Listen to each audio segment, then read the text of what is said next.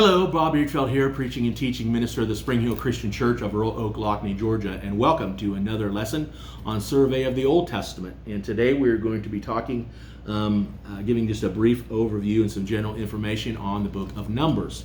The author, again, is Moses. We find that in Numbers 33, verses 1 and 2. It is one of the first 5 books of the Bible called the Pentateuch, or the books of Moses.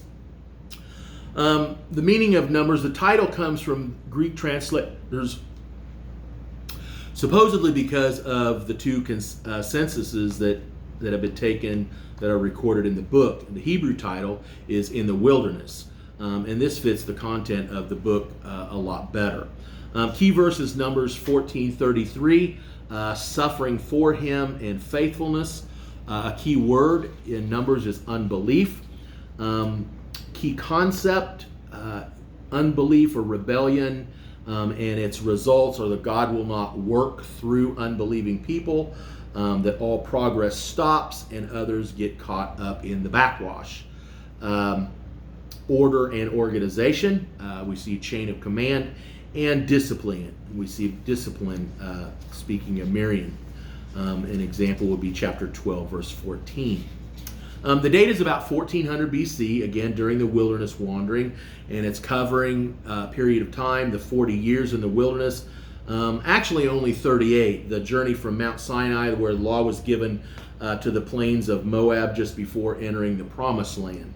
The purpose was historical narrative, not just merely recording events, but also interpreting Israel's history so that the guiding hand of God in all of life can be seen.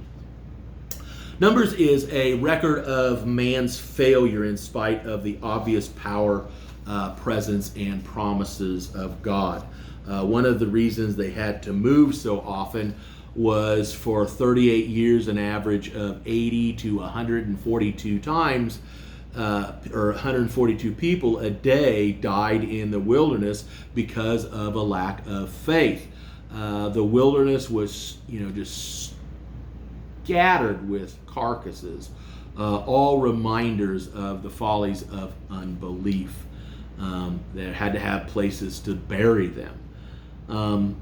A record of God. It's a record of God's faithfulness in spite of repeated failures of men, and the census proves the promises made to Abraham.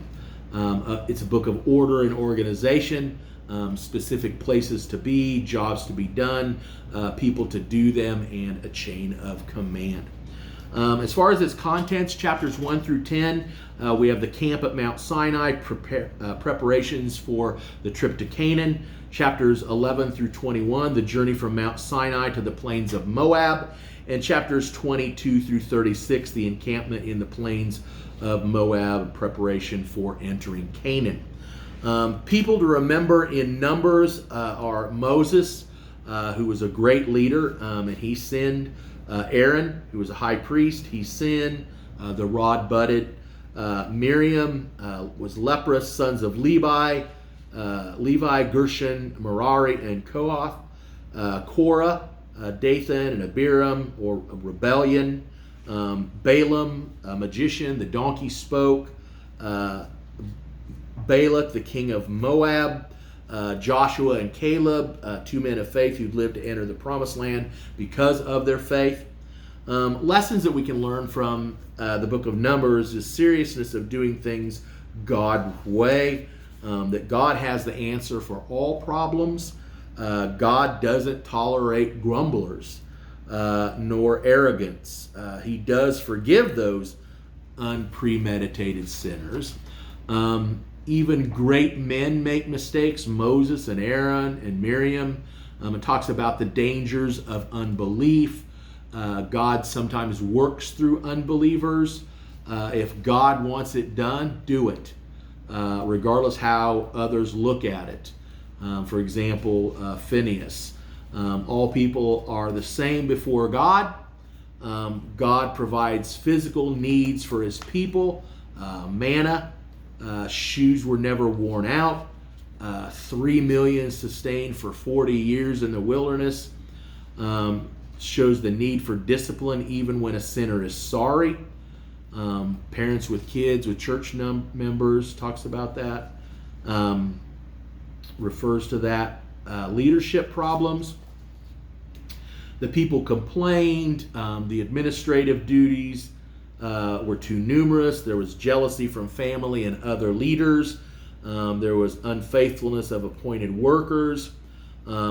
People suffer for folly of others, the leaders, previous generation, the dad, Korah, Dathan, and Abiram's families. And there is a missionary directive. That's just a little bit of the overview of the book of Numbers, and that just given to you just in this brief lesson to encourage you, possibly motivate you to study the book of Numbers, to read it and to study the book of Numbers a little more in depth. I hope you have enjoyed just this presentation of an overview, a brief summary of the book of Numbers, as much as I have enjoyed giving it to you, with the hope that you will read and study the book of Numbers on your own. I hope you have a great rest of the day, and may God bless you.